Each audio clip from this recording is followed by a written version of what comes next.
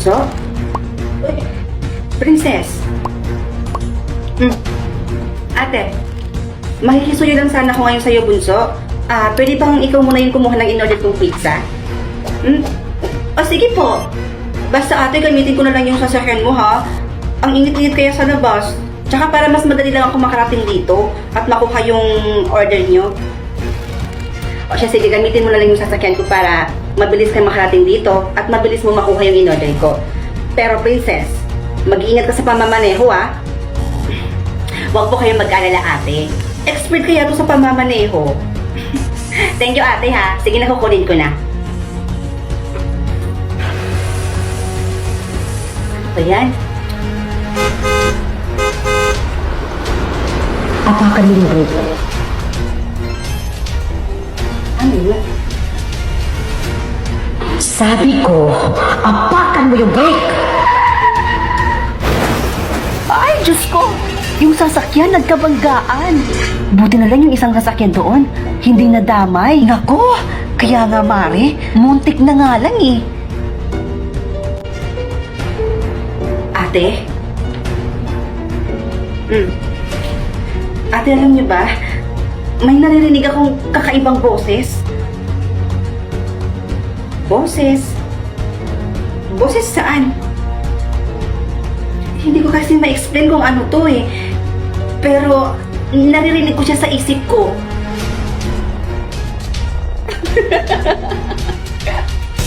Boses? Ayan kasi, party ka ng party. Kaya ayan yung kahit ano na yung naririnig mo. Ate naman eh, maniwala ka sa akin. Nagsasabi talaga ako ng totoo. May naririnig talaga akong kakaibang boses sa isip ko. Na para bang binabalaan ako sa mga pwede kong gawin. Diyan ka na nga. May lakad pa si ate. At magpahinga ka muna. Tama na muna yung kaka-party-party mo. Kahit ano-ano na yung mga naririnig mo. I ain't afraid of no ghosts.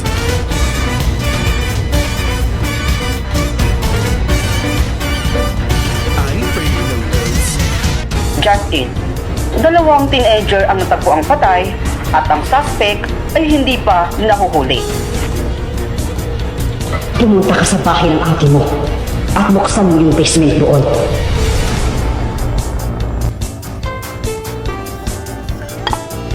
Oh, ano ba nangyari sa'yo? Top 3 lang po kasi ako. Hindi ko po nakuha yung top 1. Galit po ba kayo sa akin, ma? Oo. Galit ako. Galit ako kasi pinipressure mo yung sarili mo. Anak, hindi importante sa akin kung top 1, top 2, o kung anong mang top ka. Mag-aral ka lang ng mabuti at makapagtapos ka ng pag-aaral mo, okay na sa akin yun. Sobrang proud na proud ako sa'yo, anak.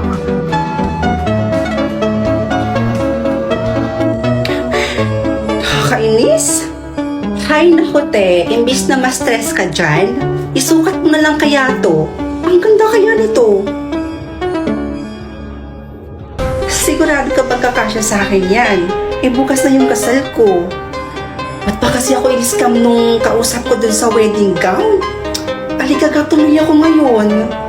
Ate naman, hayaan mo na yun. At least ngayon, nakagawa tayo ng paraan. Ito na yun, no? O, tingnan mo kaya tong gown na to.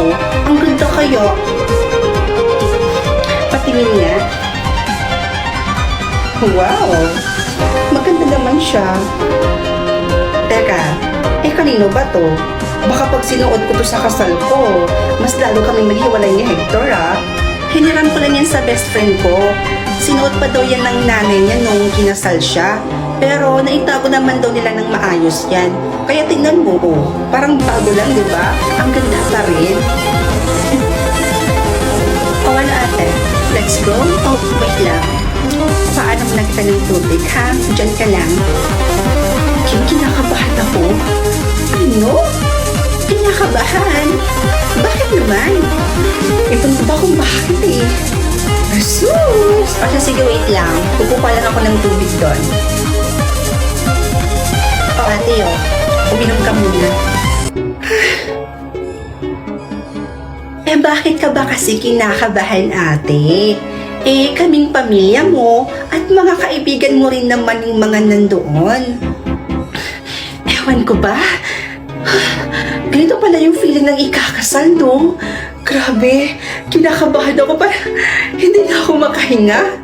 Isipin mo na lang na mamaya magiging asawa mo na si Kuya Hector. At mabibinyagan na rin yung kamang nabili nyo, diba? Anyways, tingnan mo yung gown. Bagay na bagay pala sa akin. Oh, tingnan mo. Oh, fit na fit, diba? Oo nga, no? Oh, diba? Sabi ko naman kasi sa'yo, ate, trust me. Kim, ano nangyari sa ate mo? Nahimatay siya habang naglalakad siya sa aisle. Ewan ko ba?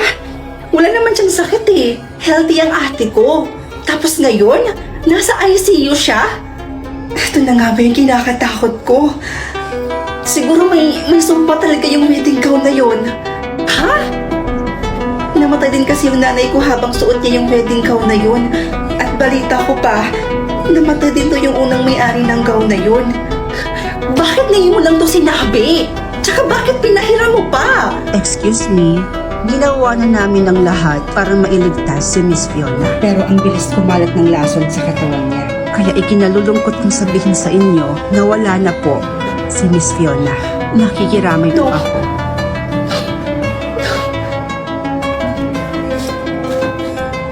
Ngayon, humanda ka sa akin dahil susunugin na kita. Anak, tama ba yung narinig ko? Pwede mo pang isuot yan. Opo, itay. Dahil may sumpa ang gown na to. Naalala niyo pa po ba nung kinasal kayo ni inay na habang suot-suot niya ang gown na to, dahil matay siya at namatay din sa araw na yon? Katulad nung may-ari ng gown na to, di ba namatay din po siya habang suot ang gown na to? May sumpa ang gown na to, itay. Kaya dapat dito, sunugin. Nak, totoong may sumpa ang gown na isinuot ng nanay mo. Pero yung gown na hawak-hawak mo ngayon, hindi yan ang gown na isinuot ng nanay mo. Dahil ang gown na yon, matagal na namin sinunog. Po? So bakit namatay si Ate Fiona? Planado ba ang lahat? May kinalaman kaya si Kim dito? Grabe. You know, Tanya, I can't believe na ikakasal na ako sa taong pinakamamahal ko. Oo nga At kay Kuya Hector pa talaga. Grabe no? Sino mag-aakala na ikaw ang magtutuloy ng kasal ng ate mo? Oo nga. Finally, after 10 years na in relationship kami ni Hector, matutuloy na yung kasal namin. 10 years? Teka, di ba kakamatay lang ng ate mo 5 years ago?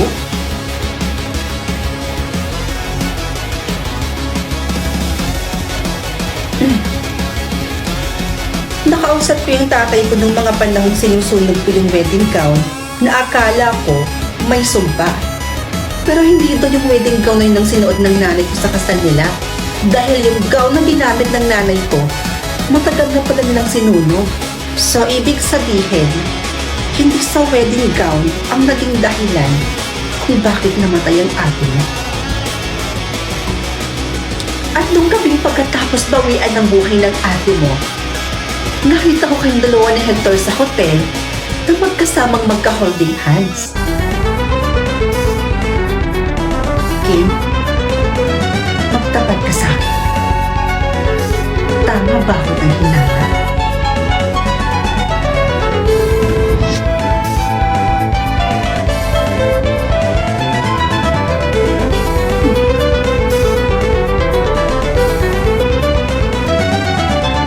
Sorry, ate. Mas mas nagmamahalan kami ni Hector kaysa sa'yo.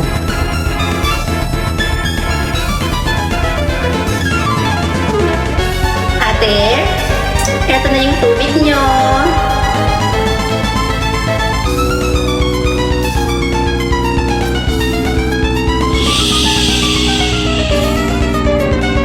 Sinasabi ko na nga ba? Miss Ken, magsisimula na po ang wedding ceremony. I'm coming!